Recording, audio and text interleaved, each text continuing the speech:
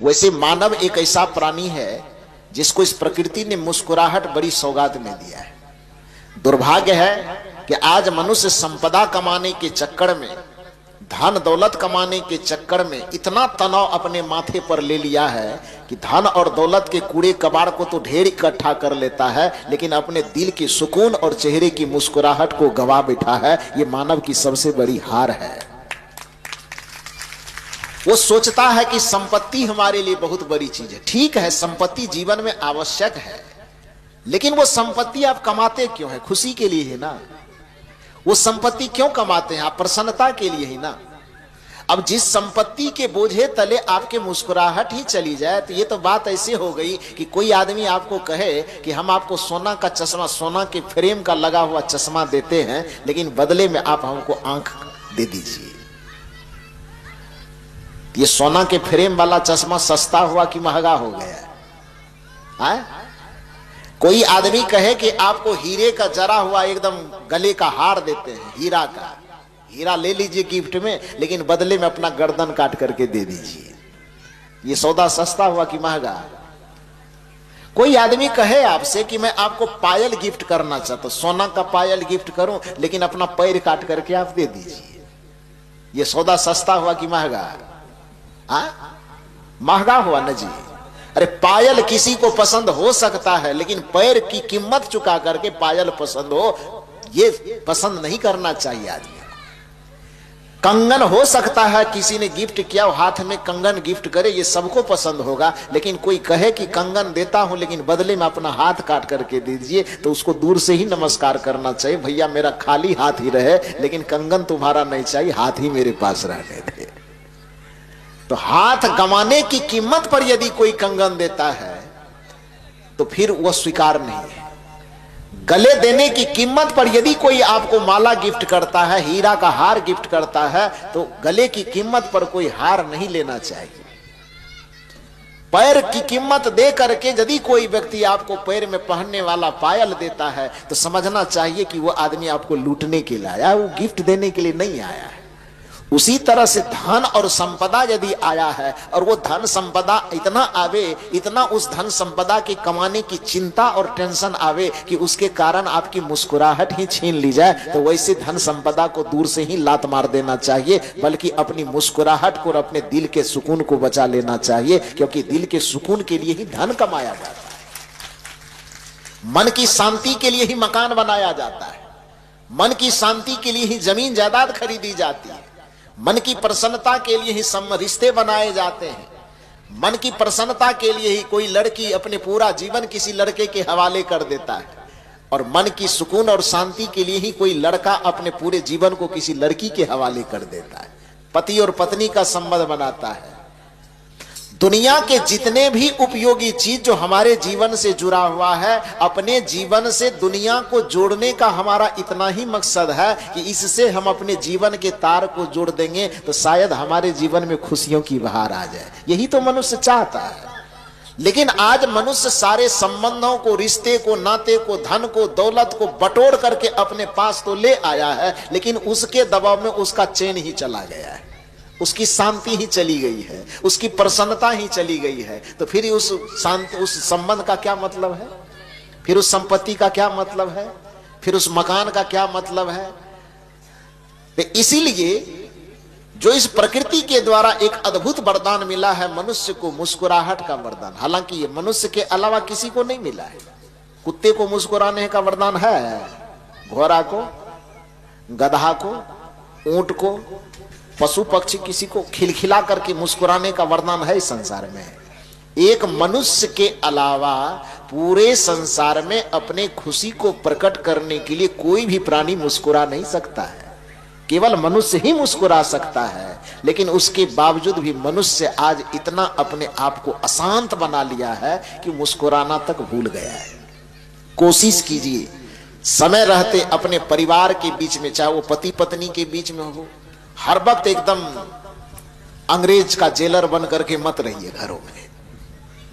अपने घर को थोड़ा मंदिर बनाइए, मुस्कुराने वाला मंदिर। अपने घर को जेल खाना, कैद खाना बना करके मत रखिए कि पत्नी यदि पति को देखे तो लगे कि सीधे जमराज से भेंट हो रही है। भाई यदि भाई को देखे तो इतना मुंह चिढ़ा करके मत रखिए कि लगे कि मुंह में बिरनी को पता काट लिया है।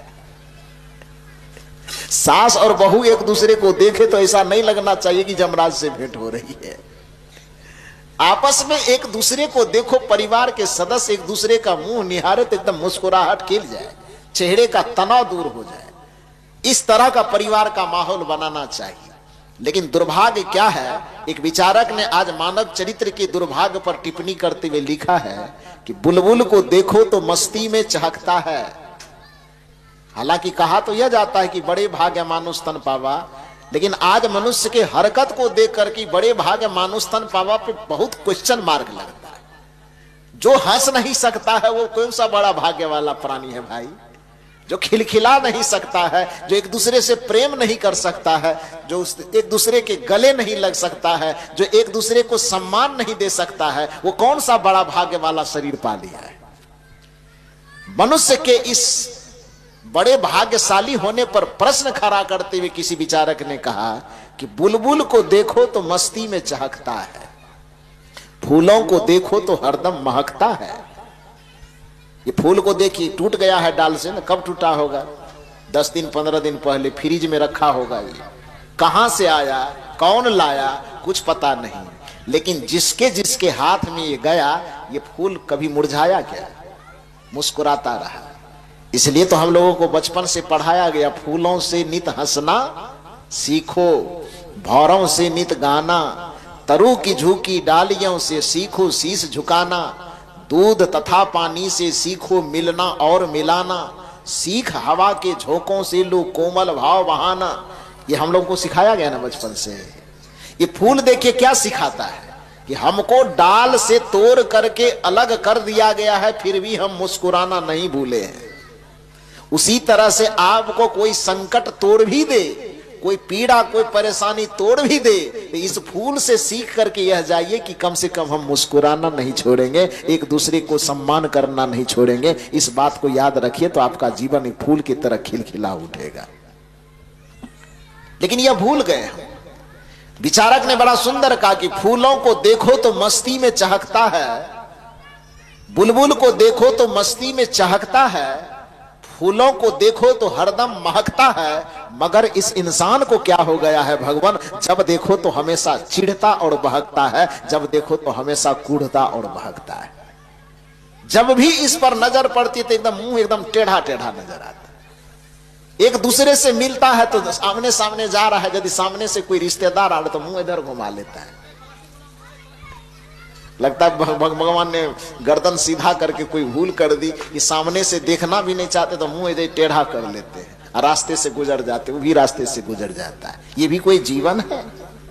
अरे झगड़ा जिस जगह हो रहा, झगड़ा के वक्त में फरिया लिया जाएगा, लेकिन गले मिलो तो सही, मुस्कुराओ तो सही। और कदाचित यदि आपके चेहरे पे मुस्कुराहट आ गई तो आपके जीवन की 75% झंझट अपने आप खत्म हो जाए। इतना तो कर लो आप।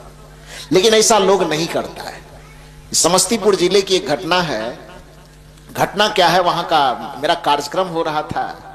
कार्यक्रम करवाने के लिए एक डॉक्टर साहब ले गए थे निमंत्रण दे करके। वो हार्ट का ऑपरेशन वगैरह करते थे, हार्ट स्पेशलिस्ट। तो डॉक्टर साहब अभी अभी क्लिनिक खोले ही थे, तो उन्होंने कहा कि साहब सत्संग उसी अवसर पे करना है। तो कार्यक्रम हुआ। कार्यक्रम के बाद कहे कि मंच चलिए कमरे का थोड़ा सा उद्घाटन कीजिए और कमरे के अंदर थोड़ा सा घूम दीजिए। तो वहीं पर गए उद्घाटन करने के ख्याल से। तो उद्घाटन करने के क्रम में अभी अभी फीता वगैरह लगा हुआ था, कुछ और अतिथि आने वाले थे। तो बाहर में जो बैठे हुए थे कुर्सी पर, तो देखे कि डॉक्टर साहब जिस कमरे का हमें उद्घाटन करना है उस कमरे के गेट पर डॉक्टर साहब लिखे थे। हार्ट समझते हैं ना, हार्ट का इलाज करने वाला, दिल का इलाज करने वाला। तो दिल का इलाज करने वाला हार्ट स्पेशलिस्ट डॉक्टर अपने चैम्बर के गेट पर लिखा था कि दुनिया के उसी व्यक्ति को इस जगह पर लाखों रुपए पूंजी दे करके अपना दिल खोलवाने के लिए आना पड़ता है। किसको? ध्यान से सुनिए, लिखा था गेट पे कि इस जगह पर डॉक्टर के पास, डॉक्टर के पास उसी व्यक्ति को लाखों रुपए दे करके अपना दिल खुलवाने के लिए आना पड़ता है जो अपने मित्रों और परिवारों के बीच में कभी अपने से दिल खोल करके नहीं हंसा है, उसी को यहां पर आना पड़ता है। बात समझ में आई कि नहीं आई?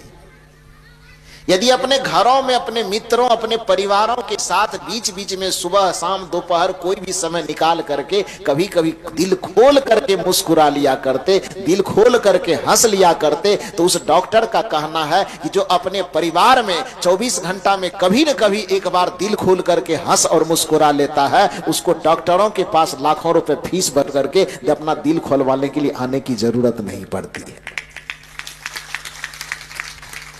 यही कारण है कि आज जब योग का प्राणायाम योग करवाया जाता है, कहीं पर टीवी चैनल पे देखते हो कि और कोई योग करवाने वाले आते हो, आपने देखा होगा कि वह आप एक हंसी का भी प्रोग्राम करवाता है, हंसाता है कि नहीं?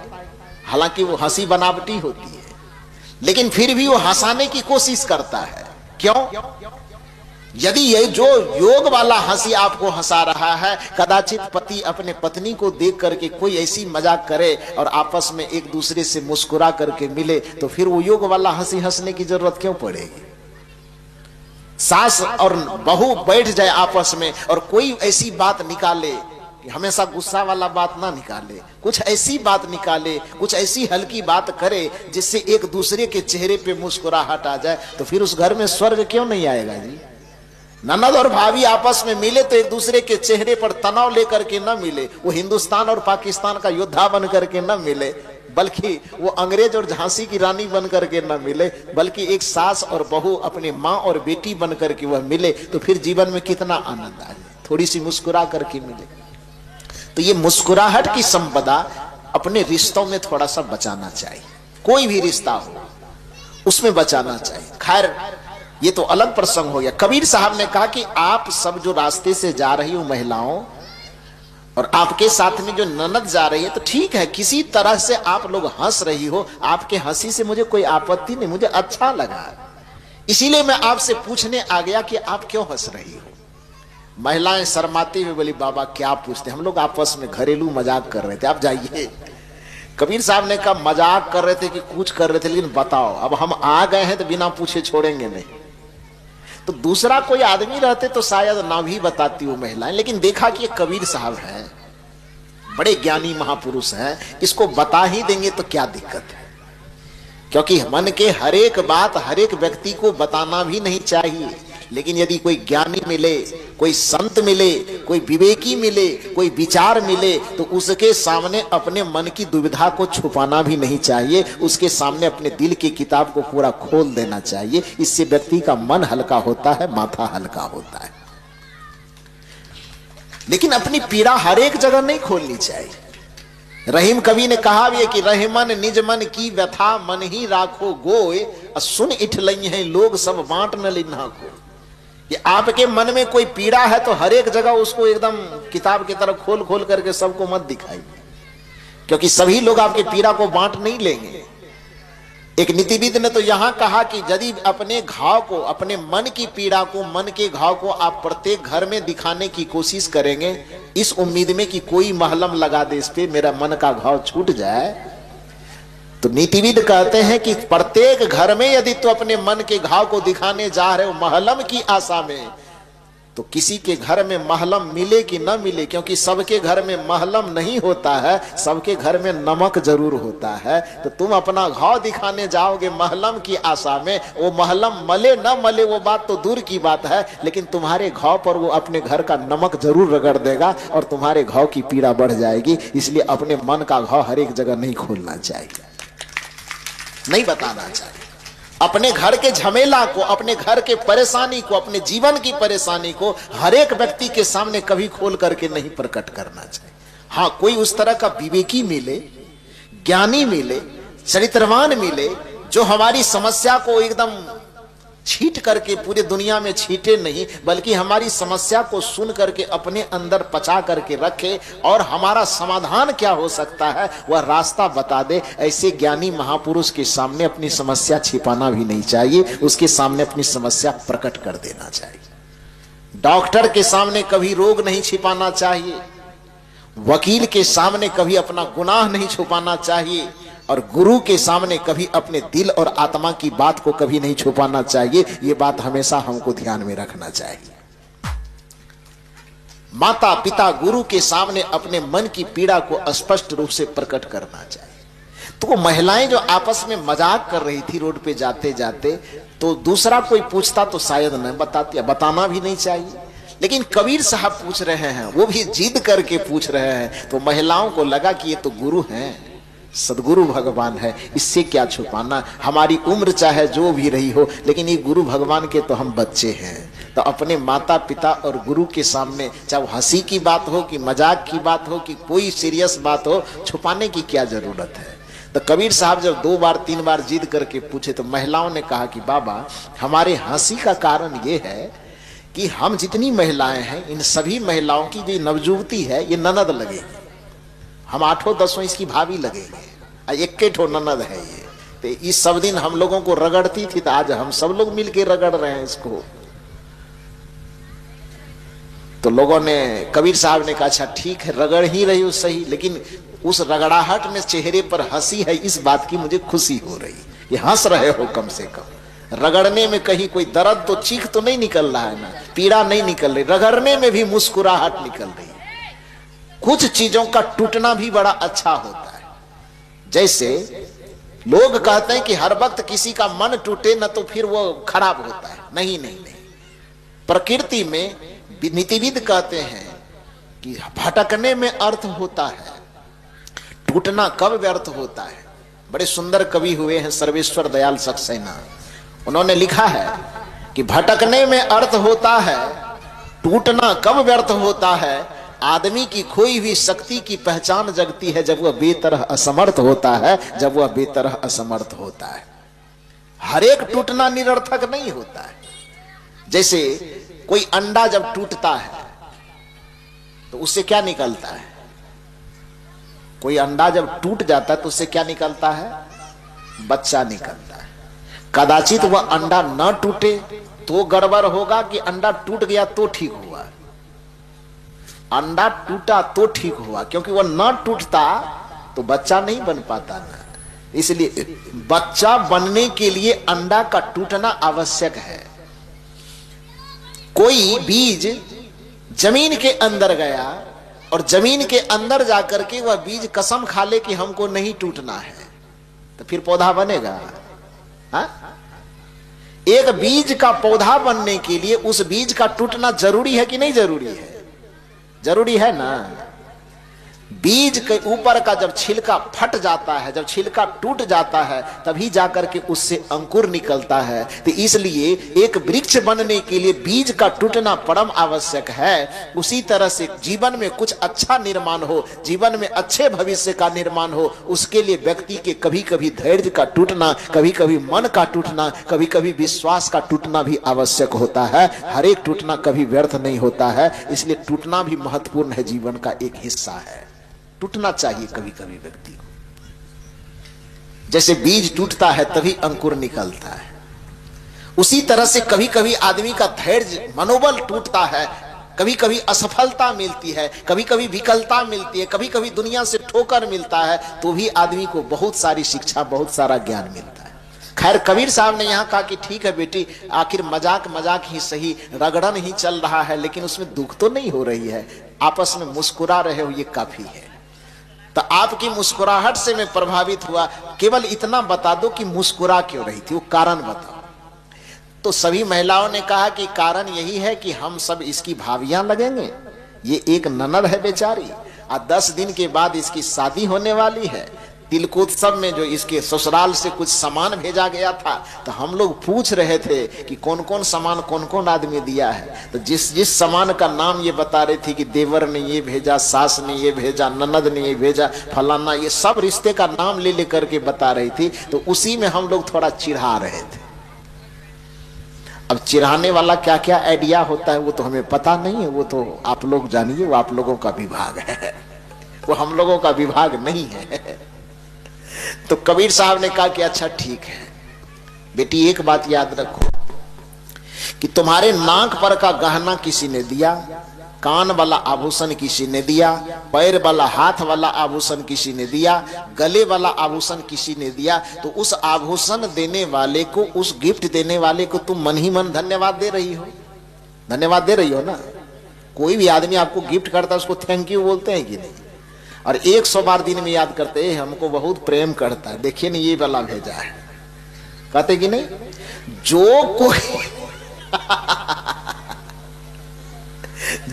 कोई भी आभूषण भेजता है, आभूषण की बात छोड़ो, छोटा मोटा कोई भी गिफ्ट भेजता है तो पूरे गांव और मोहल्ले में उछल उछल करके दिखाते हैं, इसने हमको ये दिया है, ये दिया है। कदाचित यदि उस सोना वाला हो जाता तो और पूछिए मत, गली गली में घूम घूम करके एकदम दिखाएगी। दिखाते हैं ना आप लोग। तो कबीर साहब ने कहा कि जिसने भी आपको सास ने, ननद ने, पति ने, देवर ने, देवरानी, जेठानी, कोई भी ससुराल से कोई सामान भेजा है और उसने जो आपको गिफ्ट दिया है, तो उस गिफ्ट देने वाले की बड़ाई करना, उसका गुणगान करना कोई बुरी बात नहीं है। लेकिन बेटी, आप सबों से एक सवाल मैं करना चाहता हूं। कबीर साहब का सवाल सुनिए और आप लोगों को भी सुनना चाहिए। कबीर साहब ने उस हंसी मजाक करने वाले पूरे गांव की उस महिला मंडली से पूछा कि आपस में इस गिफ्ट देने वाले कि जिसने हाथ का कंगन दिया, जिसने कान का दिया, जिसने नाक का दिया, जिसने पैर का दिया, उस आभूषण देने वाले की बड़ाई कर कर करके आपस में हंस रही हो, ये कोई गलत बात नहीं है, देने वाले की बड़ाई होने ही चाहिए। लेकिन मेरा एक सवाल है तुम लोगों से, जिसने तुमको हाथ में पहनने वाला कंगन दिया उसकी तो खूब बड़ाई कर रही हो, लेकिन जिसने तुम्हें हाथ ही दिया है उसको कै मिनट याद करती हो, उसकी कितनी बड़ाई करती। जिसने तुम्हें कान में पहनने वाला झुमका गिफ्ट किया, झुमका ही ना बोलते हैं, दूसरा नाम बोलते हैं तो करेक्शन कर दीजिए। हालांकि नाक वाला का हमने अपना अलग नाम रखा। आप लोग क्या नाम रखे हैं? नाक वाला जो भी रखे, हम लोग अपने तरफ से नाम रखे हाथी का खुट्टा। हाँ, आप लोग अलग अलग जगह के लोग अलग अलग नाम रखे हैं, तो भाई उतना नाम हम कहां जानते हैं। तो नाक वाला का स्पेशल नाम हम लोगों का हाथी का खुट्टा। तो जिसने ये नाक पर पहनने वाला दिया, वो नाक पर देने वाले का नाम तो आप खूब गुणगान करते, आहा बहुत मानता है, हमको बड़ाई करना भी चाहिए। लेकिन जिसने आपको नाक दिया है उसकी बड़ाई कौन करेगा? आपका नाना कौन करेगा? कान में पहनने वाला आभूषण जिसने दिया उसकी चर्चा खूब करते हो, उसकी बड़ाई, उसका गुणगान खूब करते हो, लेकिन जिसने कान दिया है उसकी बड़ाई कौन करेगा? पैर में जिसने पायल दिया उस पायल देने वाले की बड़ाई खूब करते हो, लेकिन जिसने तुम्हें पैर ही दिया है उसकी बड़ाई कब करोगे?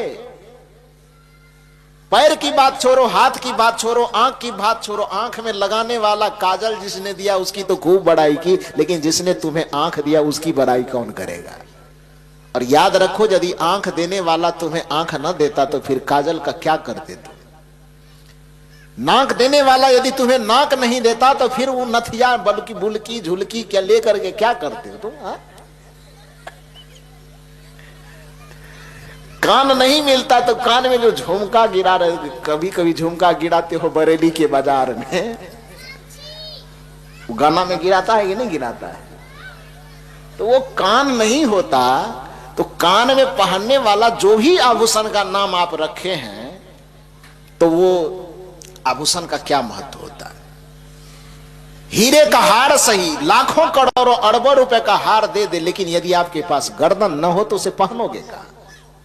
तो हार देने वाले का गुणगान करो, लेकिन इतना ध्यान रहे कि जिसने तुम्हें गर्दन दिया है उसकी बड़ाई करना मत भूलो। यही ये सत्संग सिखाता है।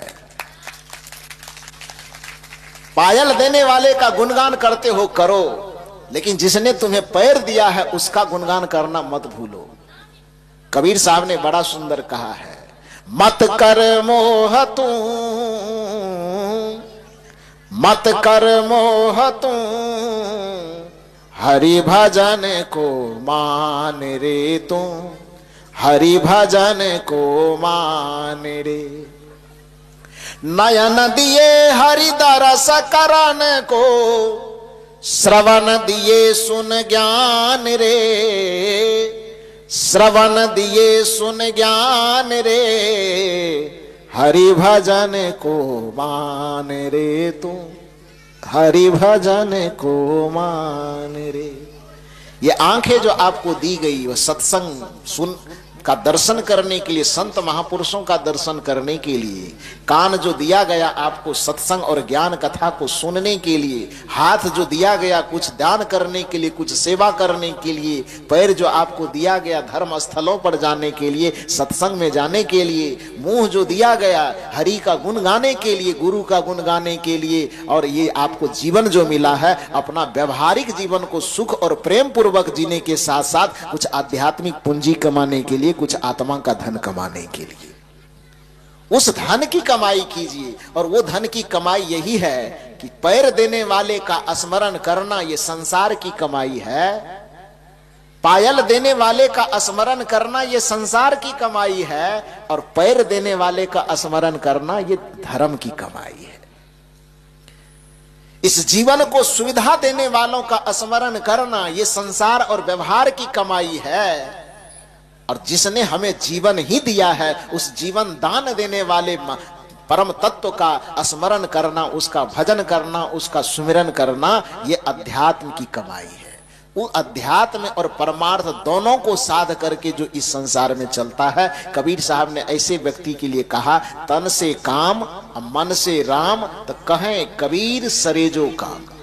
दूसरी भाषा में कबीर साहब ने कहा है, सुकृत कर ले नाम सुमिर ले, को जाने कल की खबर नहीं या जग में पल की।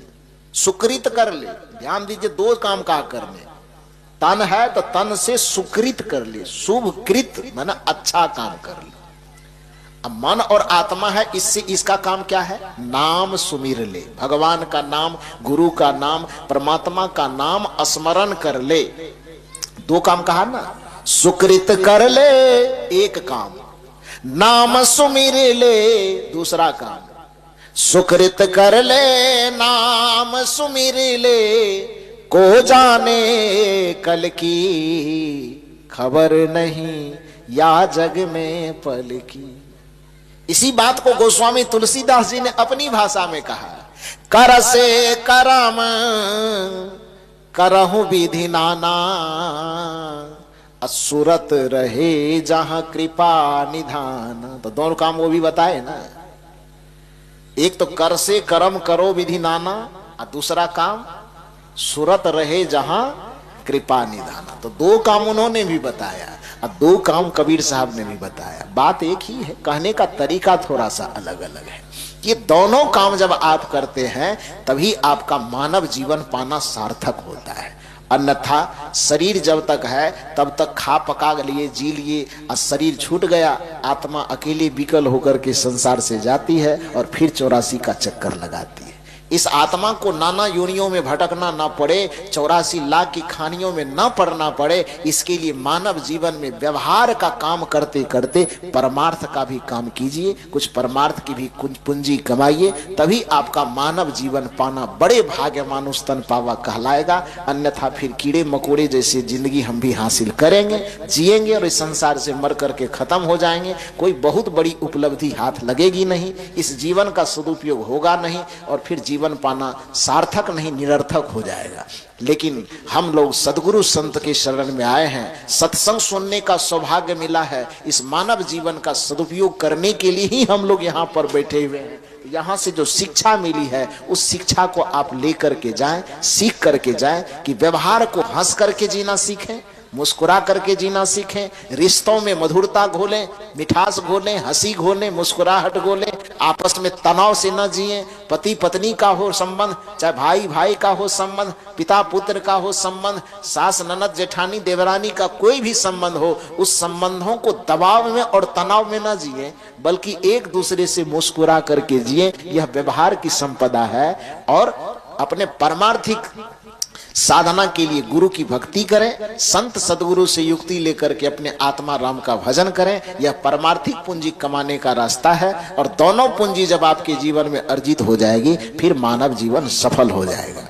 आप लोग इतने शांत चित्त और एकाग्र होकर के मेरी वाणी को कल से ही सुने, सभी संत गुरुजनों के वाणी को आपने सुना। इस के लिए आप तमाम कुटकू डांगी हुलहुली वाले लोगों का बहुत बहुत साधुवाद, बहुत बहुत धन्यवाद देते हुए, जिन जिन कार्यकर्ताओं ने सहयोग करके इस कार्यक्रम को सफल बनाया, ये ब्रह्मचारी आनंद जी का जन्म स्थान है। हालांकि वो तो हमारे साथ में ही रहता है, जैसे राम के साथ में लक्ष्मण रहता था, हनुमान जी रहते थे, जैसे भगवान बुद्ध के साथ में एक आनंद था, वैसे आप लोगों ने इनका नाम तो मुन्ना रखा था। तो मेरे पास गया भैया का, मैं मुन्ना तो मैं रहने नहीं दूंगा। तो मैंने कहा कि तू इतना प्यारा है, छाया के तरह मेरे साथ में लगा रहता, और कभी कभी तो मुझे लगता है कि अगला जन्म में हम ही उसका बच्चा थे। वो मेरी मां जैसी लगती है। जैसे देखते ना आप बच्चा सबको देखते होंगे, एकदम तेल हाथ मालिश करके हड्डी गुड्डी सब मचोड़ देता है, मचोड़ता है ना। तो एक बच्चे की हिफाजत जिस तरह से मां करती है, ये आनंद जी और भी हमारे साथ में जितने साथी एक बच्चे की तरह मेरे हिफाजत करते, खाने पहनने ओढ़ने सोने से लेकर के, मुझे कुछ नहीं, बस मंच पे मैं बोलता हूँ, मंच पर से उतरूंगा, वो सारा ख्याल हमारा रखना वही माँ लोग जो है वही माँ लोग कर देगा। तो आनंद जब छाया के तरह मेरे साथ में रहता है तो सो जाएंगे, मच्छरदानी लगा है कि नहीं लगा उसका ख्याल वही करेगा, कपड़ा ठीक से ओढ़ा हुआ है कि नहीं वही ख्याल करेगा, और जब देखेगा कि थके हुए हैं तो थके हुए पूरा तेल लगाएगा शरीर में। हालांकि हम लगाने नहीं देते हैं, लेकिन जब हद से ज्यादा थक जाते हैं तो कभी कभी जब लगाता है तो उसमें देखता हूं कि नाक मुंह सबको खींच करके बराबर कर देता है। तो मैं उसको डांटता भी हूं, ये काम तो बचपन में मेरी माँ की होगी, तुम काहे करता है। तो मजाक में कभी कभी कहता भी है कि अच्छा क्या होगा, बचपन की वो माँ थी, जवानी की हम माँ बन जाते हैं। तो साथ में हमारे उत्तम जी हैं, उसका भी व्यवहार बड़ा उसी की तरह है। और लोग भी जितने, इस मामले में मैं सौभाग्यशाली हूं कि साथ में रहने वाले मेरे जितने साथी हैं बड़े सुंदर, बड़े शालीन, बहुत सहनशील, साधु चरित्र गुणों से संपन्न। और यही कारण है कि अपना कबीर पारख निकेतन की जो साधु समाज है वो एकदम प्रगति कर रहा है। देश दुनिया में पूरे घूम घूम करके पूरे देश दुनिया में सदगुरु कबीर साहब की ज्ञान का, मानवतावादी ज्ञान का जो डंका पीटा जा रहा है, उसमें केवल अकेले अभय साहब का कोई योगदान नहीं है। अभय साहब के पीछे जो साथी लोगों का हाथ है वह भी लगा हुआ है, उनके बदौलत भी ये काम हो रहा है। और उस सब का मनोबल बढ़ाने में आप लोगों का भी योगदान है, इसलिए आप लोगों के लिए भी जोरदार ताली बजना चाहिए। और धन्यवाद है इस धरती को परम आदरणीय श्री सुबल बाबू और आनंद जी की माता जी, उसका नाम क्या है किसी को मालूम है? आनंद की मां का क्या नाम है?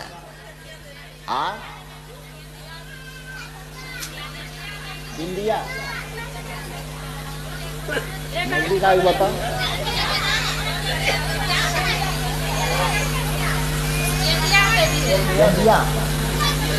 गेंदिया गेंदिया केंदिया केंदिया, ये उसका दुश्मन है क्या? केंदिया को गेंदिया बना दिया, केंदिया बोली। अच्छा तब तो हम ही बहिर हो गए।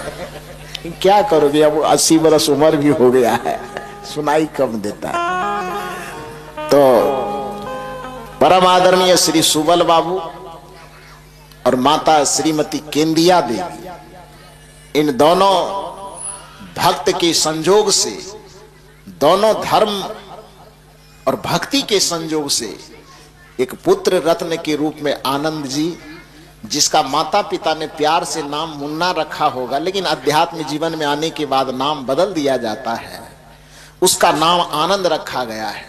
धन्य है वो माता पिता जिस माता पिता ने ऐसे सुपुत्र को जन्म दिया है, और वह धर्म पुत्र के रूप में अब पूरी दुनिया में केवल एक माता पिता से वो जन्म लिया, अपने अपने कर्मों से, अपने गुण से, अपने संस्कार से वह पूरी दुनिया को अपना माता पिता बना रहा है। इतना बड़ा काम कर रहा है, एक बार उसके लिए जोरदार ताली बजा के उसका अभिनंदन कीजिए। मैं कहता भी हूं कभी कभी कि सत्संग तो हम लोग दिन रात करते रहते हैं, अलग से सत्संग करवाने की क्या जरूरत है। तो उसके हृदय से उद्गार निकलता है कि गुरुदेव सत्संग तो पूरे भारत में, हालांकि चाहे वो छत्तीसगढ़ हो, राजस्थान हो, गुजरात हो, बिहार हो, बंगाल हो, झारखंड हो, भारत के विभिन्न राज्यों में हम लोग जाते रहते हैं। छत्तीसगढ़ सब में तो एक एक डेढ़ महीना हम लोग रह करके वहां से आते हैं। तो मैं जब कहता हूं कि बाहर में दिन भर तो कार्यक्रम जिंदगी भर करते ही रहते हैं, अलग से स्पेशल आप कार्यक्रम क्यों करवाते हैं, तो कहता है कि जिस ज्ञान को सुन सुन करके मेरी आत्मा तृप्त होती है, तो मेरे जन्मभूमि के लिए भी मेरा कुछ कर्तव्य होता है। जिनका उंगली पकड़ करके हम चलना सीखे हैं, जिसके गोद में कभी हम खेले हैं, जिसके साथ में हम बोलना सीखे हैं, जिसके साथ में हम हंसना और खेलना सीखे हैं, गुरु का ज्ञान उन लोगों के भी जीवन में उतरे। इसलिए साल में एक बार जन्म स्थान में कार्यक्रम होना चाहिए, ये आनंद की अभिलाषा है। पिछले वर्ष भी किया गया था कार्यक्रम, इस वर्ष भी किया गया। आप लोगों से मैं पूछना चाहता हूं, ये सत्संग कार्यक्रम कैसा लगा? कैसा लगा? बहुत खट्टा लगा। हाँ, तो अगले साल से अब नहीं होना चाहिए, यही ना उम्मीद है। अगला साल से होना चाहिए कि नहीं? कुछ लोग, हालांकि अच्छे बुरे सब जगह होते हैं, सफलता के मार्ग में चलने वाले का नियम यह होता है कि जब कोई व्यक्ति सफलता के रास्ते में निकलता है तो सफलता तक पहुंचने की 3 सीढ़ी होती। ध्यान रखिए, किसी भी व्यक्ति के सफलता के मार्ग में 3 चीजें आती है। पहला चीज आता है उपहास। उपहास माने समझते हैं? मजाक। जब कोई रास्ते में अच्छा रास्ता में चलिएगा तो लोग हे देखो निकल गया है, बाबा जी ये बन गए की पूरा मजाक उड़ाएगा। तो नियम यह है कि जब भी किसी सफलता की राह में आप आगे बढ़िएगा, चाहे राजनीतिक क्षेत्र हो, धार्मिक क्षेत्र हो, सामाजिक क्षेत्र हो, किसी भी दिशा में आप प्रगति करेंगे तो कोई न कोई सबसे पहले आपका मजाक उड़ाने वाला होगा। और यदि उनके मजाक से चिढ़ाने पर आप अपने पथ से विचलित नहीं हुए, सीधे चलते रहे, तो तब दूसरा स्टेप आएगा कि आपका विरोध होगा। कोई भी व्यक्ति हो, आज जन्म लिया हो कि त्रेता में कि कलयुग में कि द्वापर में, उससे मतलब नहीं। जब भी कोई व्यक्ति अपने प्रगति का कदम बढ़ा करके आगे बढ़ना किसी भी दिशा में चाहेगा तो सबसे पहले उसका मजाक उड़ाया जाएगा। और मजाक उड़ाने से वह नहीं घबराएगा, फिर भी आगे बढ़ते जाएगा। तो कुछ दिन के बाद उसका विरोध शुरू होगा, निंदा शुरू होगी, आलोचना। वह भी एक हथियार है माया का।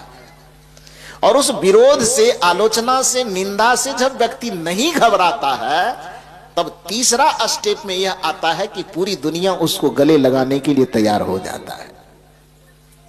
ये जीवन के हर एक दिशा की ये बात है। तो हालांकि आनंद मेरा भी नया नया है, फिर भी मेरे साथ में है तो कुछ तो प्रभाव जरूर पड़ेगा। तो यहां कार्यक्रम हुआ तो मुझे पता चला कि कुछ लोगों ने यहां पर भी पहले मजाक उड़ाया। और जैसे बताया, हालांकि आनंद तो थोड़ा सा दुखी हो रहा था, लेकिन मुझे हंसी आ रही थी। मैं दुखी नहीं हुआ, मैं जान रहा था ना, क्योंकि हम भी तो उस रास्ते से गुजरे हैं, तो मुझे हंसी आ रही थी। तो मैंने कहा कि एकदम लगे रहिए। फिर बताया कि मजाक से काम नहीं चला, तब तो विरोध जारी हो गया है। कह रहा है कि पंडाल भी नहीं गाड़ने देगा। हम कि किसका हिम्मत है कि पंडाल नहीं गाड़ने देगा जी? भारत देश में ना हम जन्म लिए हैं, अब बिहार राज्य में ना हमारा जन्म हुआ है जी। भारत का संविधान यह अधिकार देता है, भारत देश के किसी भी कोने में जाकर के भारत देश का जन्मा हुआ कोई भी व्यक्ति किसी भी जाकर के अपने विचार का, अपने धर्म का, अपने ज्ञान का प्रचार कर सकता है। उसको प्रचार करने से इस धरती पे कोई नहीं रोक सकता है। यह अधिकार हमको संविधान देता है। मैंने उसको कहा कि आप हिम्मत लगा करके काम करो। जब काम सीमा से बाहर बिगड़ने लगेगा तब अपना पावर लगाया जाएगा। पहले तुम तो देख लो, तुमसे संभल जाए तब देखा जाएगा इधर। यदि तुमसे बिगड़ेगा तो राम जी पहले रावण के पास थोड़े पहुंचेगा, पहले हनुमान को न भेजेगा। हनुमान को भेजने के बाद जब देखेगा कि आधा काम बन गया है और थोड़ा बाकी बच गया, तब अंगद को भेजेगा। डायरेक्ट राम कैसे चले जाएगा? उस समय आएगा तब देखा जाएगा। जब हनुमान और अंगद से नहीं संभलेगा तो तब ना राम पहुंचेगा। तो जैसे ही मुझे इस चीज की सूचना मिली कि इस तरह से बाधा डाला जा रहा, मैंने कहा नहीं नहीं नहीं, आपके जीवन का पहला परीक्षा हो रहा है, पास कीजिए इसको। आनंद में पहला परीक्षा भी पास किया। फिर दूसरा विरोध हुआ कि झंडा नहीं गाड़ने देंगे। कि कौन है आदमी, थोड़ा सामने आओ देखते हैं झंडा कौन नहीं गाड़ने देगा। कबीर साहब का झंडा उखाड़ने की हिम्मत काल को नहीं हुआ तो कुटकुट डांगी में कबीर साहब का झंडा कौन उखाड़ देगा। आरोप यह लगाता है लोग कि कबीर साहब भगवान का विरोध करता है, देवी देवता का विरोध करता है। कबीर साहब का सत्संग होगा तो गांव में हलचल मच जाएगा, तो महामारी फैल जाएगी, तो तहलका आ जाएगा। अरे यहां जो बातें बताई गई 3 दिन से आपको बताइए, तो किसके विरोध में कौन बात बताई गई? जीवन में कौन ऐसी बात बताई गई कि आप बुराई कीजिए, फलना कीजिए, उसको गाली दीजिए, उसकी चोरी कीजिए, उसकी निंदा कीजिए? बताया गया क्या? तब ज्ञान की बात बताने से, धर्म की बात बताने से, अध्यात्म की बात बताने से किसका क्या घट जा रहा है भाई? आपको जैसे जीना है आप अपनी मर्जी से जीते हैं, अच्छी बात है, लेकिन दूसरे आदमी को भी आप अपनी मर्जी से जीने से नहीं रोक सकते। यदि आपको अपनी मर्जी से जीने का अधिकार है तो दूसरे को भी अपनी मर्जी से जीने का अधिकार है। यदि आपको अपने चिंतन में, अपने विचार में मौज करने का अधिकार है तो दूसरे व्यक्ति को भी अपने चिंतन में, अपने मौज में जीने का अधिकार है। अपने अधिकार की आप रक्षा जरूर कीजिए, लेकिन दूसरे के भी अधिकार की आप हत्या मत कीजिए, यह भी आपको ध्यान में रखना होगा।